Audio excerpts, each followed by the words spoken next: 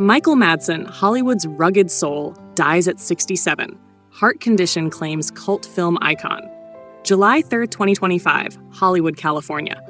The silver screen has lost one of its most haunting voices. Michael Madsen, the brooding actor whose gravely tone and defiant presence defined an era of cult cinema, has died at 67. The actor passed away peacefully at home in Malibu, surrounded by loved ones. The cause? Complications from a long, undiagnosed heart condition. His last words were as raw as his legacy. "Tell them I never faked it. I meant it all." From grit to glory. Born in Chicago, raised on a diet of hardship and rebellion, Michael Madsen never set out to be a Hollywood darling. He wasn't polished. He wasn't mainstream. He was magnetic. And when he bled on screen, we believed every drop. Audiences first felt the full force of Madsen's power in Reservoir Dogs, 1992. As Mr. Blonde, he danced and tortured cool as death in a scene that would etch him into cinema history. Quentin Tarantino, who wrote the role specifically for him, would go on to cast him again and again. Kill Bill, The Hateful Eight, Once Upon a Time in Hollywood.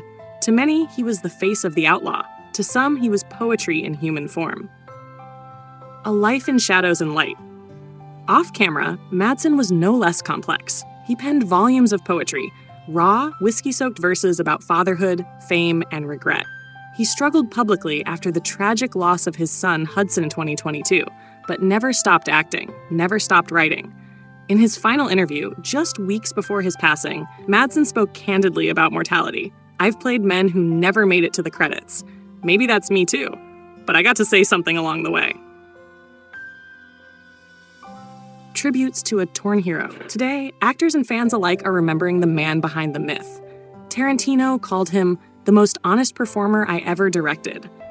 Harvey Keitel said he burned through the screen and through life. From co-stars to crew members, the sentiment is the same. Madsen was rough around the edges, but there was gold in the center. Hackshey, Legacy of a Lone Wolf. Michael Madsen leaves behind more than 200 films, 5 books of poetry, 4 sons, a devoted wife, and an entire generation of indie filmmakers who wanted to write for someone like him, but knew there was only one. His family has announced a public memorial screening of his most loved roles at the New Beverly Cinema next week.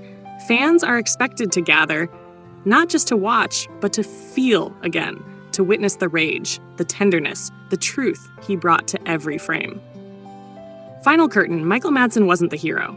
He wasn't the villain. He was something more real, flawed, fierce, unforgettable.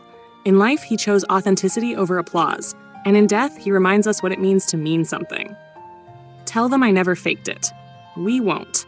Rest easy, Michael. You were the last of a dying breed, and you never